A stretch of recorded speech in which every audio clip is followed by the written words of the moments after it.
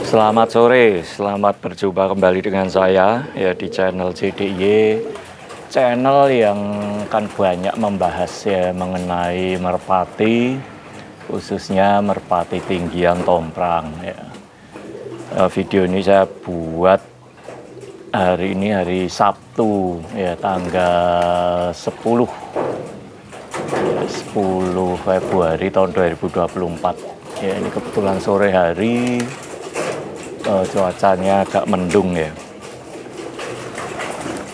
Kali ini kita akan melanjutkan untuk menjawab ya beberapa pertanyaan ya. Berarti masuk dalam episode tanya jawab ya.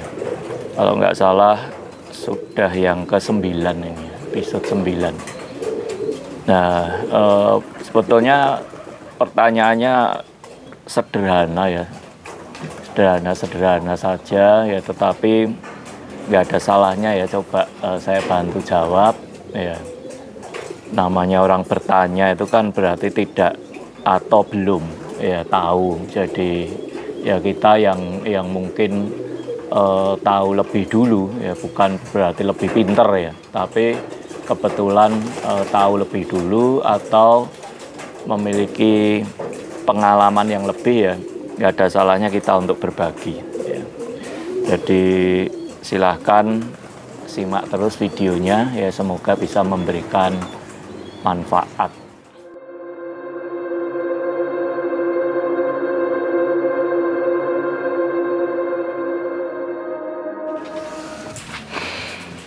Itu yang pertanyaan pertama, ini ada yang menanyakan ya, apabila kita memiliki player ya yang sudah dilatih dan kemungkinan sudah terbang lumayan jauh ya, lumayan jauh, terus player itu kita ganti betina ya.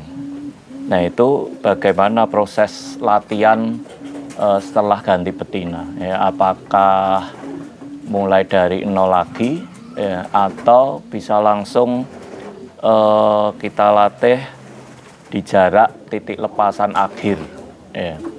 Jadi jawaban saya sebetulnya tergantung kita bermain merpati tinggian apa ya.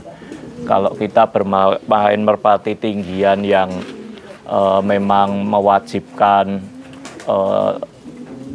player itu untuk mendarat tepat betina, atau player itu turun karena melihat betinanya ya, kita geber ya, kita klepek ya. Ya kalau saran saya setelah player itu ganti betina, kita wajib untuk melatih dulu agar player itu fokus ke betina ya, dalam arti dia mengenal dengan baik ya warna betina penggantinya ya, terus gaya geberannya dari betina itu ya, itu wajib dikenalkan dulu. Artinya ya kita harus latih di jarak-jarak dekat dulu ya, kalau perlu kita untuk giringan pertama ya, setelah player itu ganti betina tidak harus langsung diterbangin jauh ya, walaupun sebelumnya mungkin sudah lepasan jauh ya, entah itu 3 kilo, 4 kilo atau 5 kilo ya.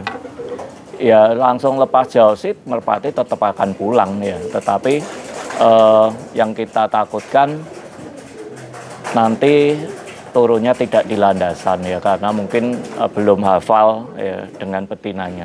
Jadi sebaiknya untuk giringan pertama, kalau yang saya lakukan itu kita fokus di bagaimana player itu bisa mengenali betina yang baru dengan baik ya. Yaitu bisa dengan cara player itu kita push up ya, naik turun dulu aja ya.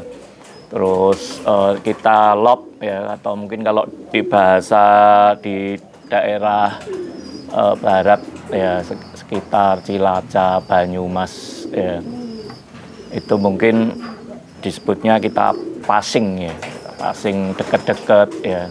Kalau kita nyebutnya kan kita lob ya, atau gampangnya kita latih jarak deket-deket dulu ya. memastikan bahwa player itu benar-benar paham ya bahwa itu betina jodohnya ya. Dan juga untuk giring-giring perdana ya, atau kita sebutnya angkat giring ya. Biasanya kalau baru jodoh itu 3 hari ya, kurang lebih 3 hari lah ya. 3 hari itu biasanya sudah mulai angkat giring ya. Angkat giring itu kalau betinanya memang sudah pomah, itu bisa kita umbar dulu ya. Kita umbar dulu biar player itu ngejar ya, ngejar betinanya terus ya. Ngejar betinanya, naik turun, ngejar ya. Nah itu sebetulnya latihan yang cukup efektif ya, agar player itu bisa mengenali betina yang baru dengan baik. Nah jadi prinsipnya di giringan pertama setelah ganti betina itu sebaiknya fokus dulu agar player itu benar-benar paham pada betina yang baru. Jadi tidak perlu harus dilepas terlalu jauh ya. Walaupun tiap player tentunya memiliki kecerdasan yang berbeda-beda ya.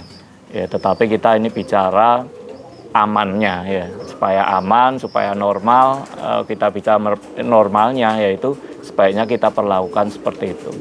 Karena kalau kita bicara pelatihan terhadap hewan ya, itu sebetulnya kan lebih ke membiasakan ya, membiasakan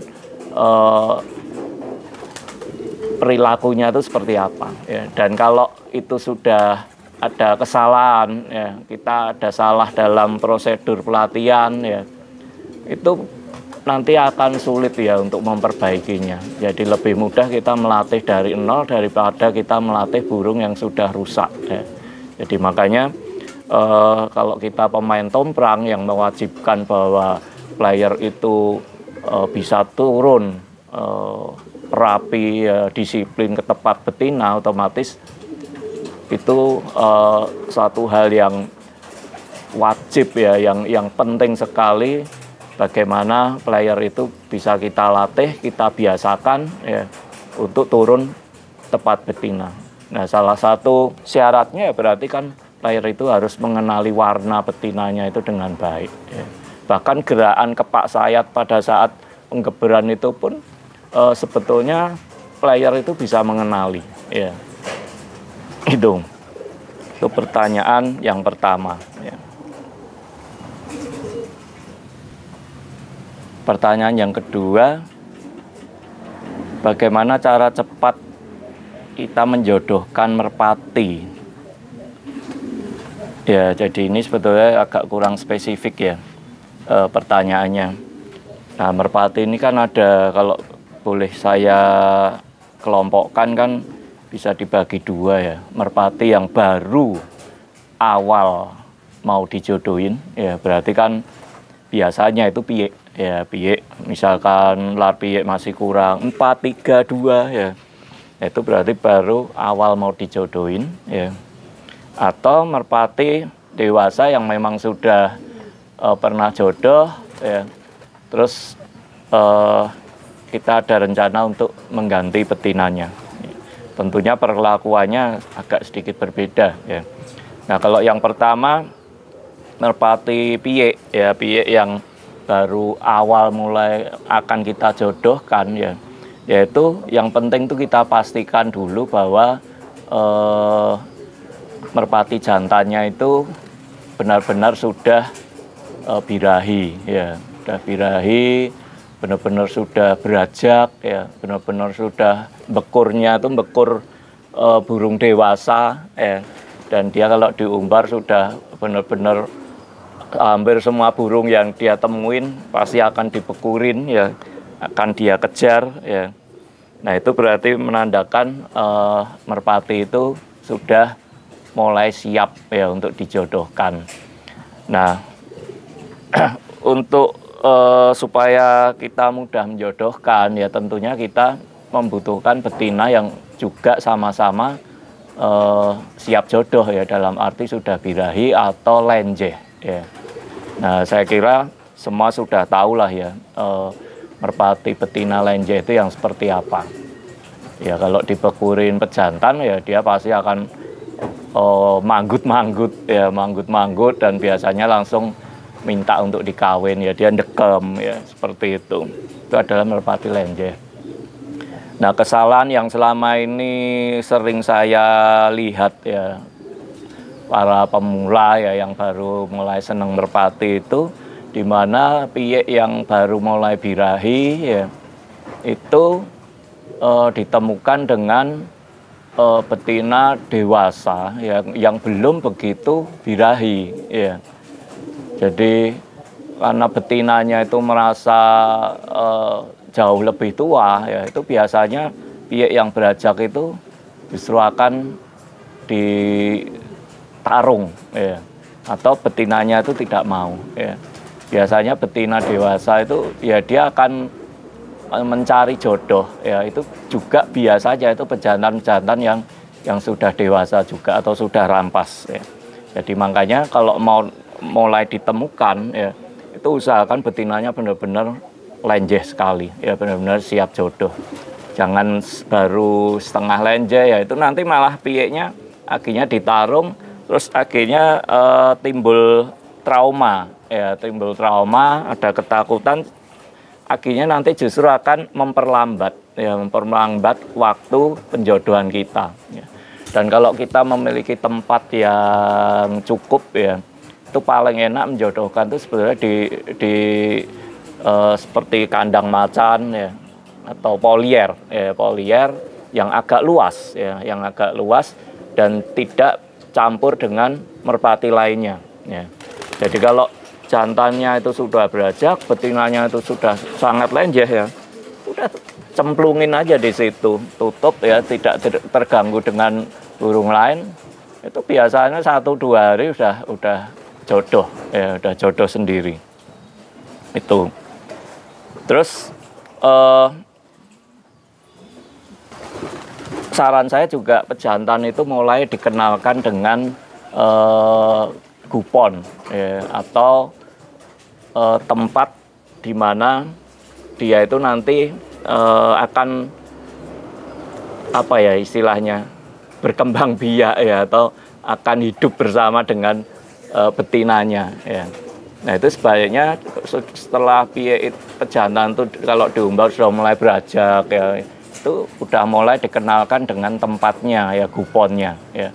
Karena merpati itu kan punya sifat teritorial juga ya. Jadi dia akan mempertahankan tempat ya, di mana dia merasa nyaman di situ ya. Jadi kalau dia sudah memiliki satu tempat yang menurut dia nyaman ya, nah udah masukin situ di satu kupon ya, supaya dia juga hafal juga tempatnya ya. Dan nanti begitu sudah di luar kupon itu sudah kawin ya 1, 2, 3 kali ya dengan betinanya ya.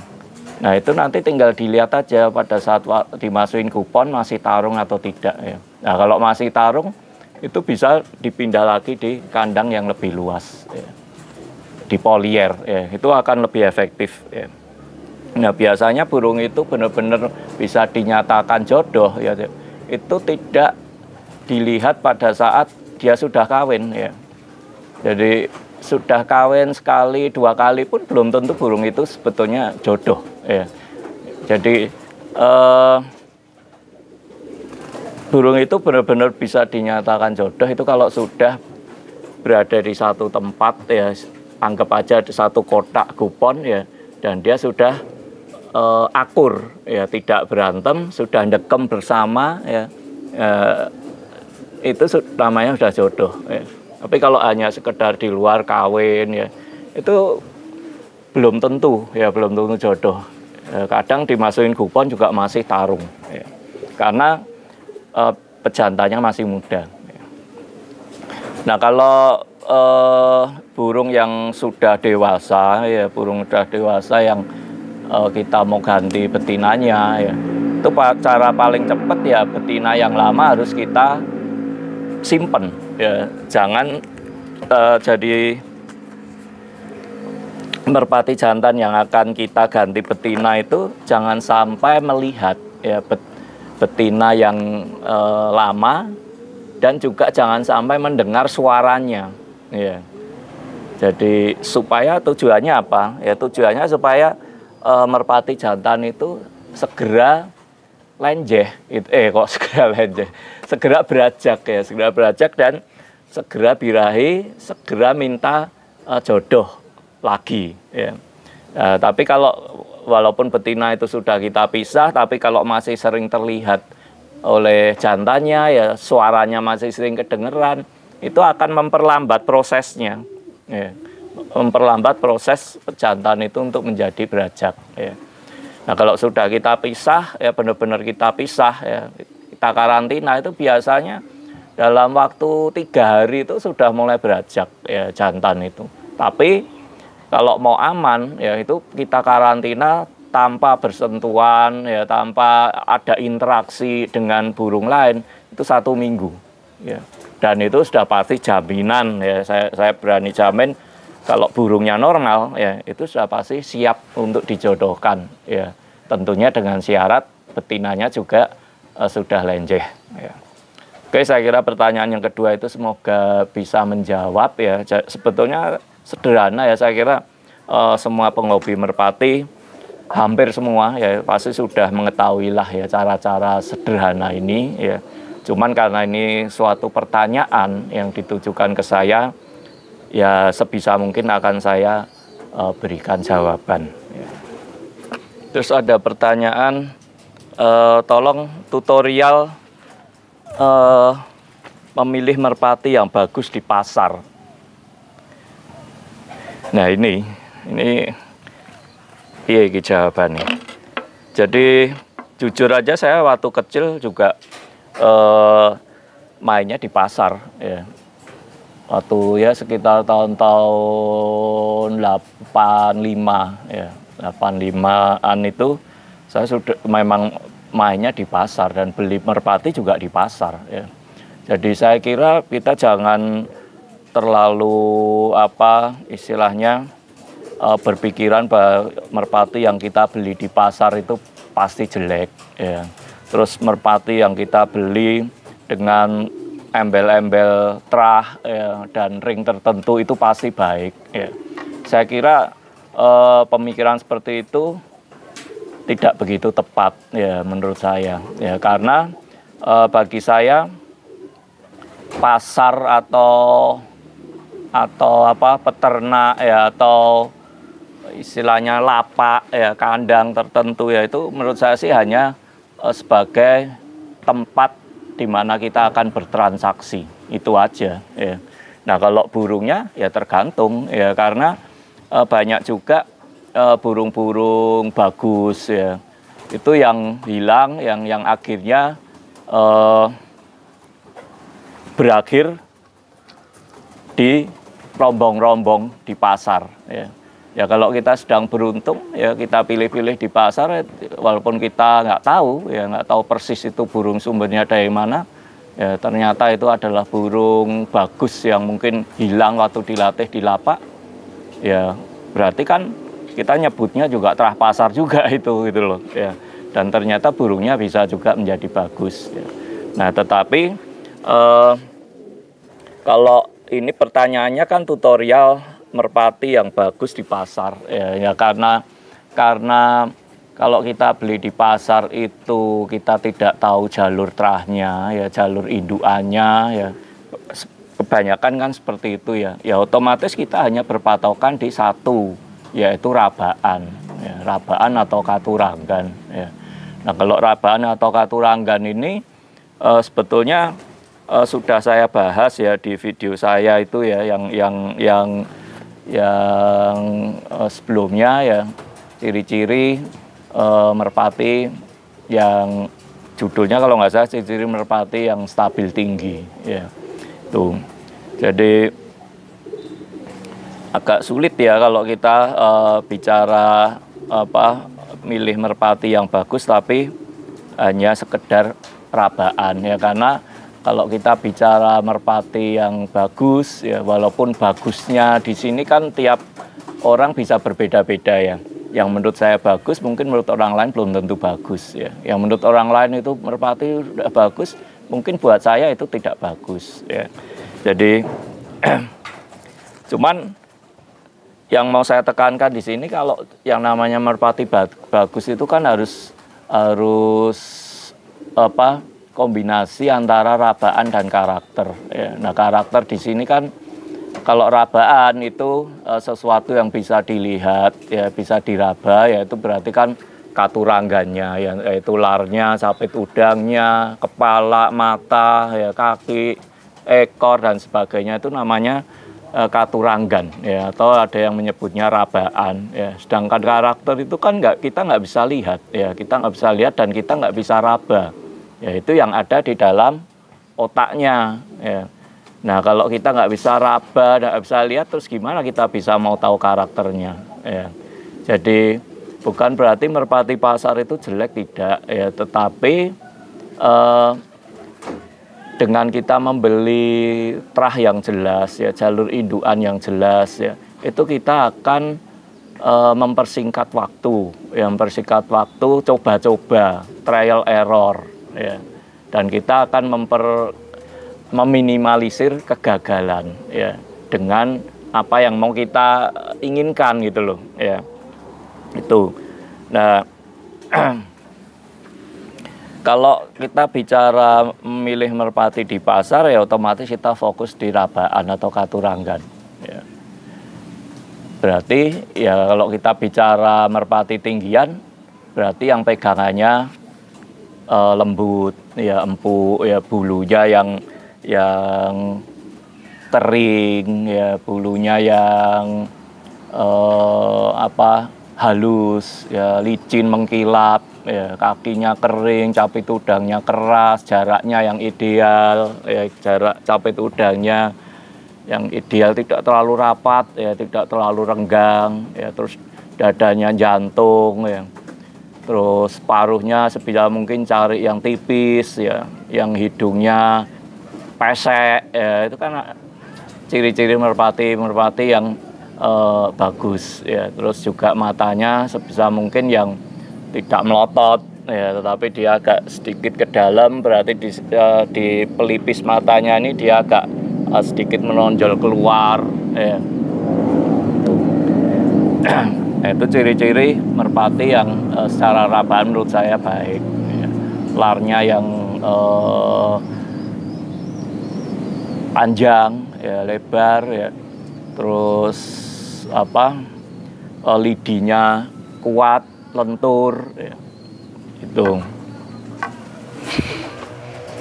Jadi saya kira untuk video kali ini itu dulu, ya. Jadi ada 3 pertanyaan tadi mengenai proses ganti betina, ya, terus cara cepat menjodohkan merpati, dan tutorial mencari merpati bagus di pasar, ya. Memang pertanyaan terakhir ini ya saya agak susah menjawabnya sebetulnya, karena